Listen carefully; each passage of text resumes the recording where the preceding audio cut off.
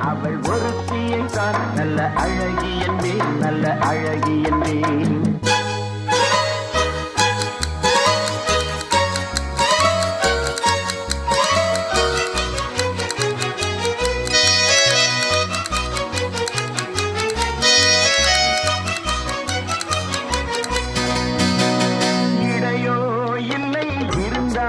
முல்லை கொடி போல் மெல்ல மழையும் சின்ன குடை போல் விரியும் இமையும் விழியும்